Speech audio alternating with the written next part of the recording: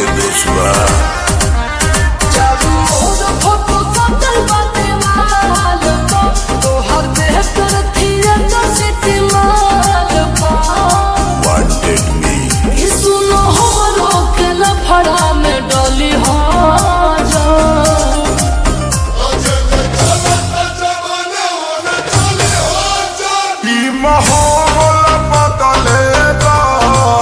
सोना तू बदली जा माहौल बदले दा सोना तू बदली जा।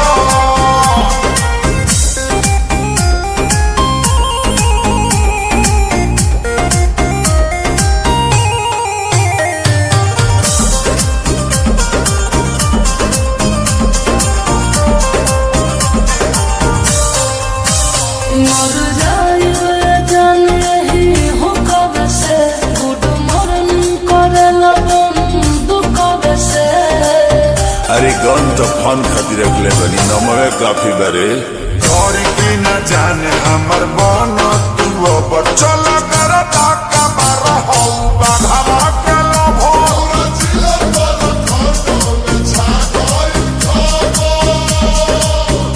कहे कहे बाबू सोना के कतली हाँ जा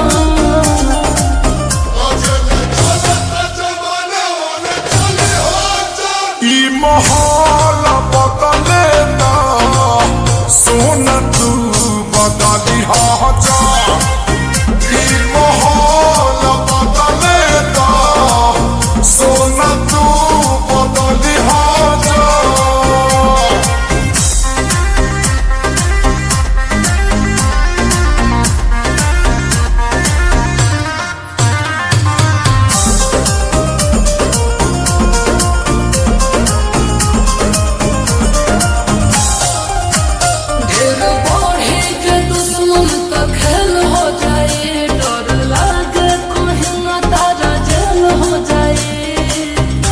लगता है जान जिला के सारा गुंडा तो मानेला देवता